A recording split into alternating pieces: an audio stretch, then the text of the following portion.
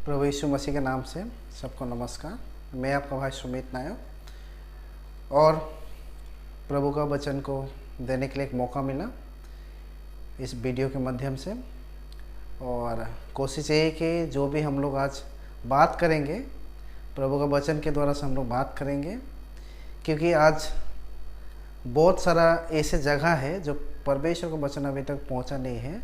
और हम लोग उद्देश्य वही है कि परमेश्वर का सही वचन हर जगह में पहुंच सके।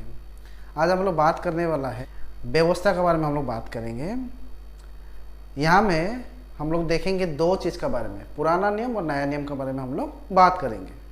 अच्छा, पुराना नियम क्या आज हम लोग को मानना चाहिए? क्या आज हम पढ़ेंगे रोमी में, हम लोग पढ़ेंगे रोमियो का 7:4 में हम लोग पढ़ेंगे। अच्छा, आप लोग भी मेरे साथ पढ़िए।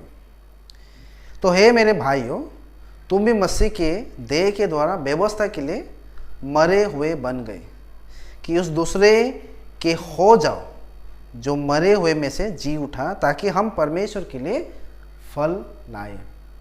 यहाँ में कहा है कि तुम लोग व्यवस्था के लिए मरे हुए बन गए। हम लोग व्यवस्था में मर चुके हैं।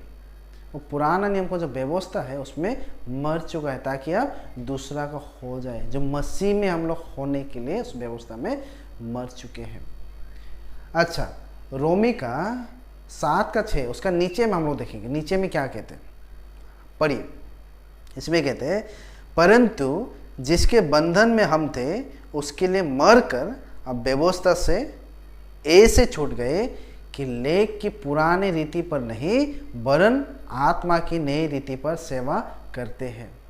यहाँ में भी हम लोग कहते, क्या कहते हैं हम लोग को यहाँ में, अब व्यवस्था से छूट गए और हम लोग पुरानी रीति पर नहीं वरन आत्मा का नई रीति पर सेवा करते हैं।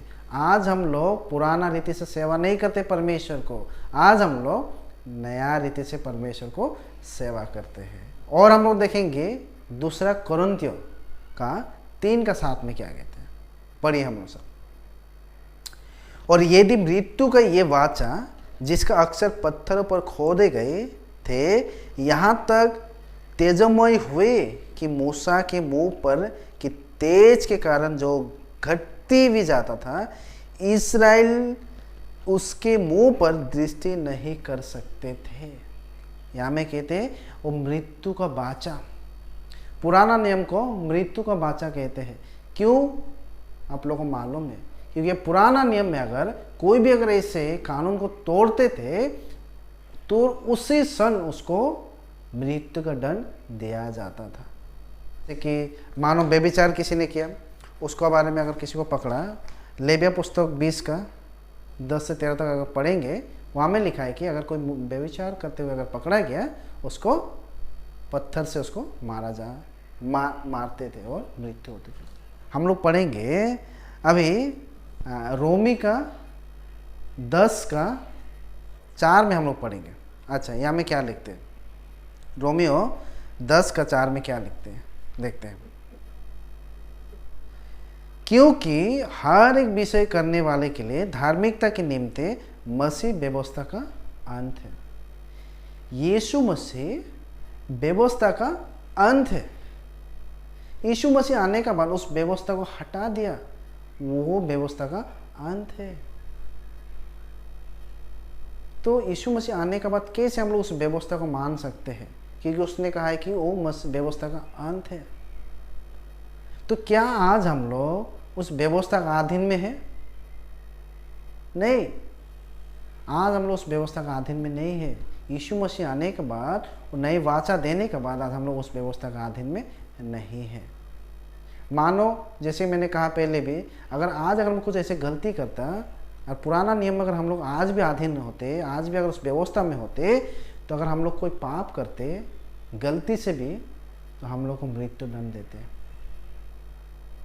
आपको मालूम है, चोरी करना, लालच करना, अगर ऐसे अगर करते थे पुराना नियम में क्या करते थे, मृत्यु दंड। आचरण के बारे में आप लोगों को मालूम है, यहोशुआ 7 में लिखा है, आचरण ने चोरी की, लालच की, उसको क्या किया, पत्थर से मार के उसको मार डाला। हत्या करने वाला का क्या था सजा? मृत्युदंड। निर्गम का 21 के बारे में, अपना माँ बाप को जो आदर नहीं करते थे पुराना नियम में, उनका सजा क्या था? निर्गम का 21 का 17 में क्या लिखा है? और लेविया पुस्तक 20 का 9 में मृत्युदंड। आज कोई अगर अपना माँ बाप को सम्मान नहीं करते, आदर नहीं करते, तो उसको मृत्युदंड नहीं देते हैं, उसको समझाए जाते हैं। क्यों? क्योंकि हम लोग आज उस पुराना नियम में नहीं है। अच्छा, तो हम लोग यहाँ में साफ साफ देखा कि आज हम लोग उस पुराना व्यवस्था में नहीं है। अगर होते तो आज भी हम लोग को सज़ा मिलता, पर यहाँ में लिखा गया, जैसे हम लोग पढ़ा कि रोमी का 10:4 में यीशु मसीह व्यवस्था का अंत है। यीशु मसीह आने के बाद व्यवस्था को हम लोग देखेंगे। दूसरा वाला पॉइंट कि क्यों आज हम लोग उस व्यवस्था का अधीन में नहीं है। क्यों? सबसे पहले हम लोग को समझना होगा ये व्यवस्था किसको दिया गया था। पुराना नियम किसको दिया गया था? व्यवस्था का विवरण में 5 का 2 और 3 में यहाँ में हम लोग पढ़ेंगे, लिखा है, हमारे परमेश्वर यहोवा ने तो होरेब पर हमसे वाचा बांधे। इस वाचा को यहोवा ने हमारे पितरों से नहीं, हम ही से बांधा, जो यहाँ आज के दिन जीवित है। मूसा ने यहाँ में कह रहे हैं कि जो लोग आज यहाँ में जिंदा है, उन लोगों के साथ परमेश्वर ने उस वाचा को बांधा था। लेविया पुस्तक में भी यहाँ में साफ साफ लिखा है कि परमेश्वर ने वाचा किसका साथ बांधा था। लेविया पुस्तक का 26 का 46 में, 26 का 46 में यहाँ में लिखा है, जो जो विधियों और नियम और व्यवस्था यहोवा ने अपने ओर से इजरायली के लिए सीनै पर्वत पर मूसा के द्वारा ठहराए थे, वो यही है। किसके साथ? इजरायली के साथ। कहाँ में? सीनै पर्वत मूसा के द्वारा दिया गया था। व्यवस्था इजराइल लोग के लिए था, ना कि अन्य जाति के लिए था।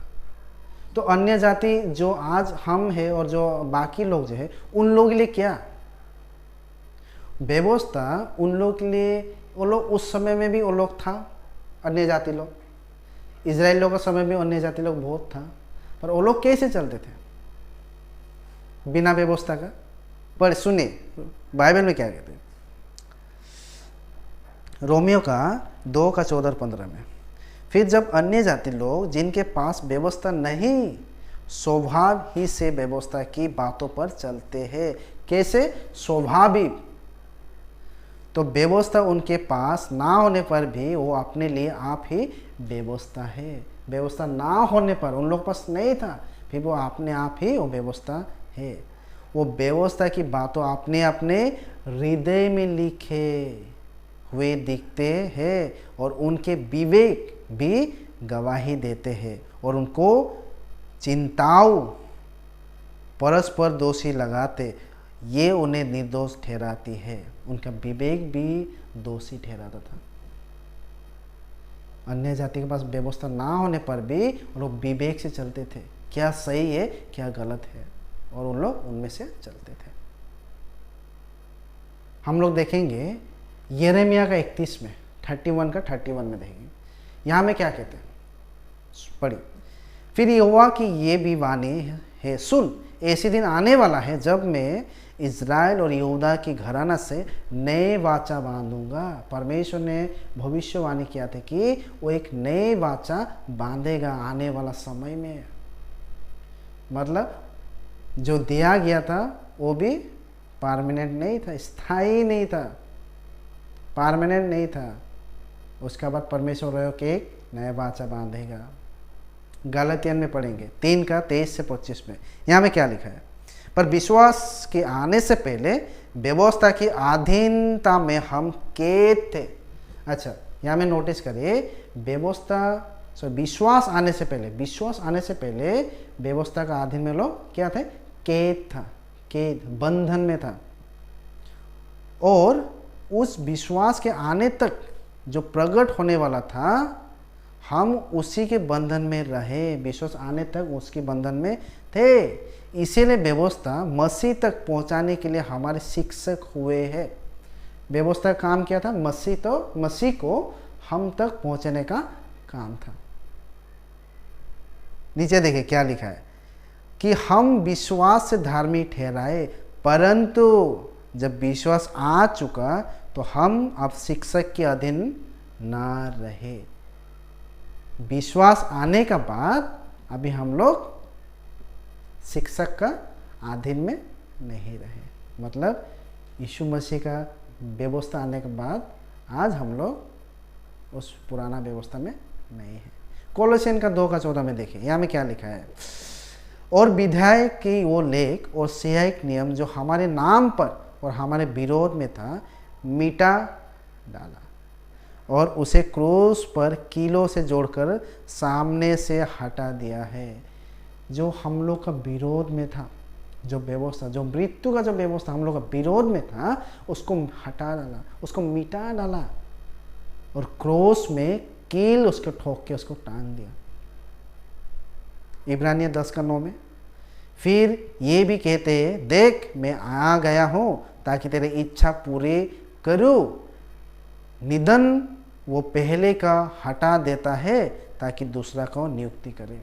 परमेश्वर पहले वाला नियम को हटाया, तभी उसने एक नए वाचा हम लोग को दिया।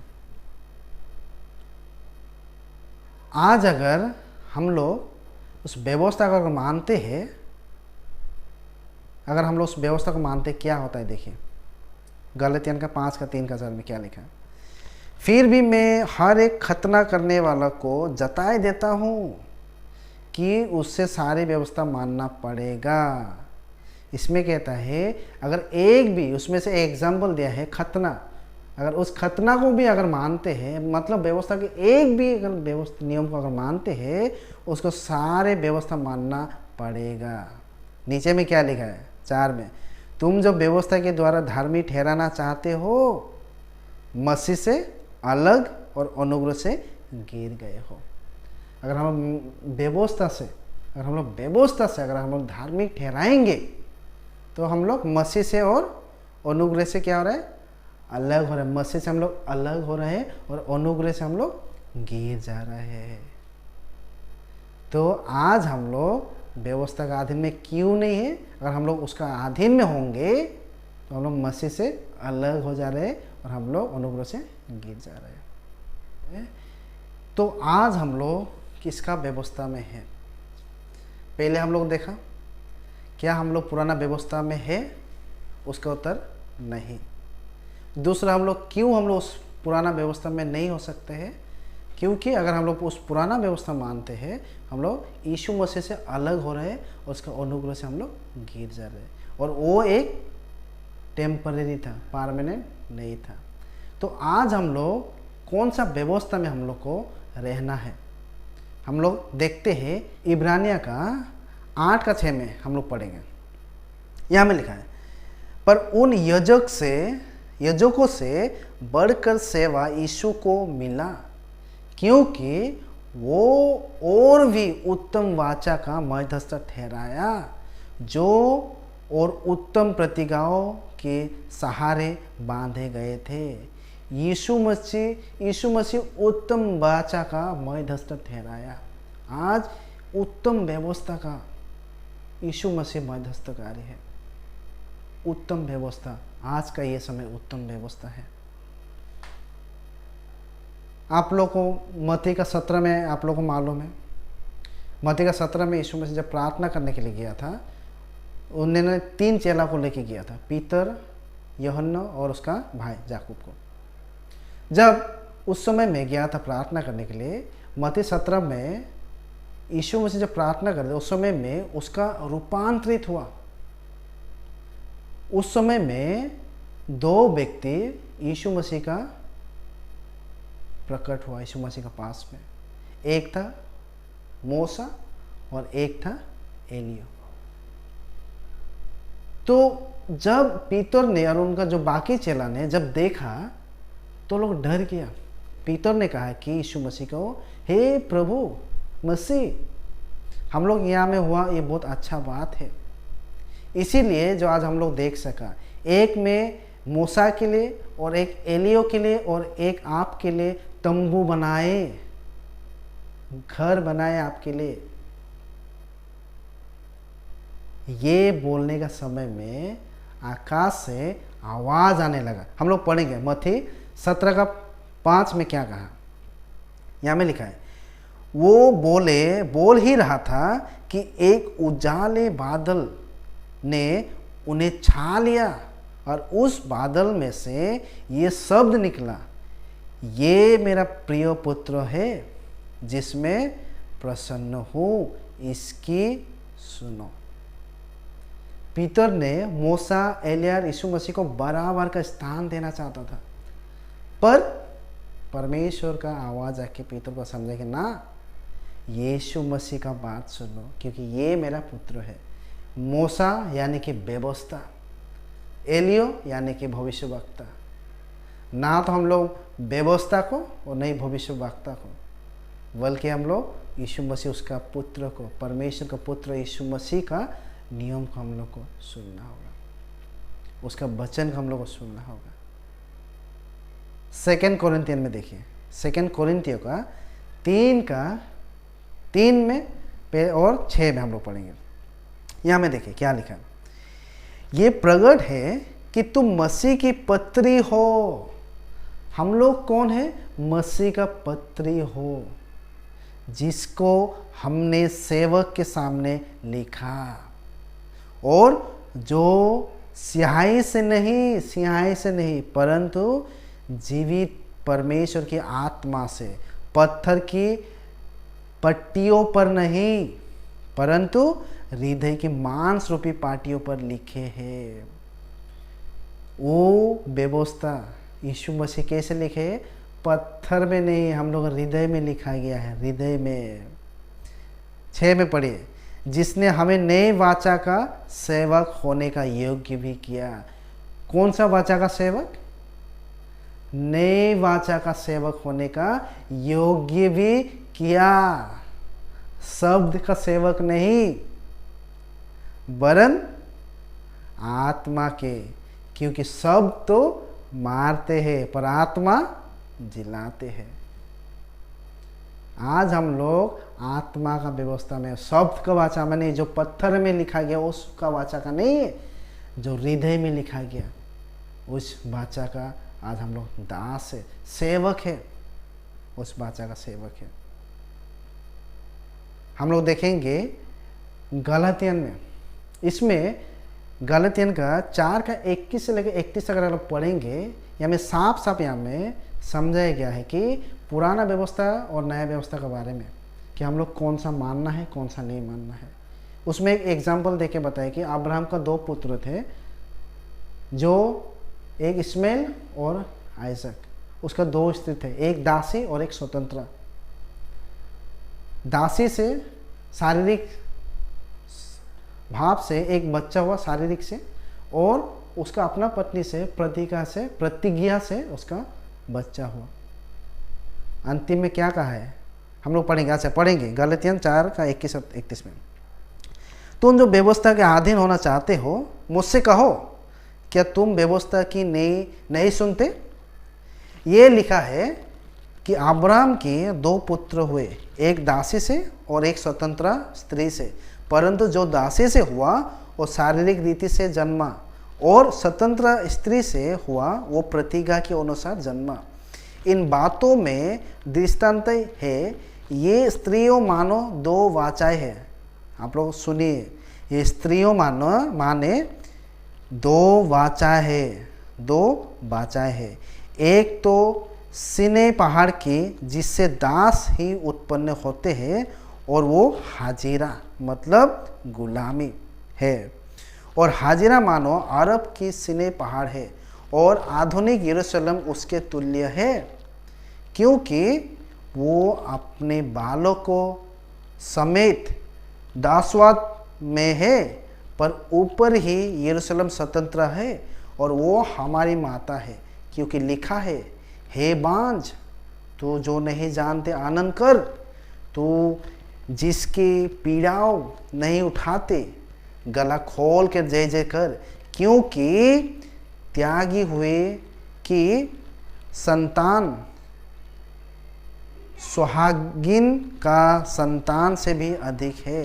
हे भाइयों, हम ईसाक के समान प्रतिज्ञा के संतान है, और जैसे उस समय शरीर के अनुसार जन्म हुआ, आत्मा के अनुसार जन्म हुए को सताते थे, वैसे ही अब भी होता है। परंतु पवित्र शास्त्र क्या कहते हैं? दासी और उसके पुत्र को निकाल दे, क्योंकि दासी और का पुत्र स्वतंत्र स्त्री का पुत्र का साथ उत्तराधिकारी नहीं होगा। इसलिए हे भाइयों, हम दासी का नहीं परंतु स्वतंत्र स्त्री का है। दासी मतलब पुराना नियम, स्वतंत्र मतलब नया नियम। आज हम लोग दासी का नहीं बल्कि स्वतंत्रता का हम लोग है। तो ये हम लोग यहाँ में साफ साफ हम लोग देखा कि यहाँ में बताया गया कि हम लोग किसका वाचा में है, कौन सा नियम में है। हम लोग यीशु मसीह का नियम में है, नया नियम में है, पुराना नियम में हम लोग नहीं है। चौथा जो पॉइंट है ये हम लोग देखते हैं कि पहले हम लोग देखा कि क्या हम लोग पुराना व्यवस्था का अधीन में थे, अधीन में है, उसका उत्तर हम लोग को मिला नहीं। दूसरा, क्यों हम लोग पुराना व्यवस्था में नहीं मान सकते, क्योंकि उसका भी हम लोग मिला उसका उत्तर, क्योंकि व्यवस्था यहूदी लोग के लिए दिया था, और वो अगर हम लोग मानेंगे यीशु मसीह से हम लोग अलग हो रहे गलतिया के अनुसार में, और उसका अनुग्रह से हम लोग गिर जा रहे हैं। तीसरा, किसका व्यवस्था में हम लोग रहना है? मसीह का व्यवस्था, उत्तम व्यवस्था में। और हम लोग कहा है कि उस उत्तम व्यवस्था का सेवक बनने का योग्य हम लोग बनाया गया है। तो हम लोग नया व्यवस्था का सेवक है, ना ही हम लोग पुराना व्यवस्था का सेवक है। तो ये जो अंतिम जो ये प्रश्न है, तो क्या हम लोग उस पुराना नियम को ना पढ़े, या उसको हम लोग नया और पुराना नियम से हम लोग उसको अलग कर दें? क्या उसको पढ़ना ज़रूरी नहीं है? नहीं, बाइबल हम लोग ये नहीं कहते हैं, प्रभु का वचन ये नहीं कहते हैं। पुराना नियम का भी अभी एक कारण है, एक मतलब है। क्या है देखते हैं, रोमियो 15:4 में पढ़ेंगे। यहाँ में लिखा है, जितने बातें पहले से लिखे गए हैं वो हमारी ही शिक्षा के लिए लिखे गए हैं, कि हम धीरज और पवित्र शास्त्र के प्रत्येशन के द्वारा आशा रखें। जो कुछ भी लिखा गया वो हम लोग को सीखने के लिए, शिक्षा के लिए लिखा गया है, बोला है, जो हम लोग धीरज से सीख सके। क्या सीख सकेंगे? परमेश्वर ने कैसे इस संसार को सृष्टि किया था, कितने दिन में संसार को बनाया था, परमेश्वर ने इंसान को कैसे बनाया था, पाप कैसे आया था, हम लोग सीख सकेंगे। दूसरा हम लोग पढ़ेंगे पहला कोरिन्थियों का 10:11। पुराना नियम का क्या काम है अभी हम लोग पढ़ेंगे इसमें। परंतु ये सब बातें जो उन पर पड़ी दृष्टांत की रीति पर थी, और वो हमारे चेतावनी के लिए जो जगत के अंतिम समय में रहित ही लिखे गए हैं। अभी हम लोग को चेतावनी के लिए है, वार्निंग के लिए, इंग्लिश में एडमोनिशिंग बोलते हैं, चेतावनी के लिए जो कुछ भी लिखा गया। वहाँ में बहुत सारे ऐसे घटना घटे हैं जो परमेश्वर के विरोध में जो लोग खड़े हुए थे, परमेश्वर सबको मिटा दिया था। वो आज हम लोग देख के सीख सकेंगे और हम लोग उस गलती को दोबारा ना कर सके। इसी वजह से चेतावनी, वार्निंग के लिए हम लोग को लिखा गया है। तो हम लोग यहाँ में साफ साफ देख सकते हैं कि पुराना नियम का भी अभी काम है, हम लोग सीख सकते हैं, उनमें से हम लोग चेतना पा सकें। ऐसा नहीं कि मेरे भाई और बहनों और मेरे जो भी दोस्त लोग ये वीडियो देख रहे हैं, ऐसा नहीं कि हम लोग नया नियम आ गया इसका मतलब पुराना नियम का काम नहीं, ऐसा नहीं है। परमेश्वर ने पुराना नियम को भी रखा है किस तरीक़ा से हम लोग सीखने के लिए और चेतावनी के लिए हम लोग उसको ले सकते हैं। तो मेरे भाई और बहनों, आशा करते आप लोग समझ आए हैं। हम लोग साफ साफ प्रभु का वचन हम लोग को दिखाता है। हम लोग पढ़ने से ही हम लोग को मालूम पड़ेगा। सुने सुनाए बात में हम लोग यकीन नहीं करना है। प्रभु का वचन को आप लोग पढ़िए, खुद देखिए और विश्वास करिए। क्योंकि अगर हम लोग सही रीति से अगर उसको नहीं मानेंगे, उसको सही रीति से अगर भाग नहीं करेंगे, तो हम लोग के लिए ठीक नहीं होगा। अगर कुछ भी अगर आप लोगों के मन में प्रश्न है, कुछ भी अगर सवाल है, आप लोग पूछ सकते हैं। धन्यवाद।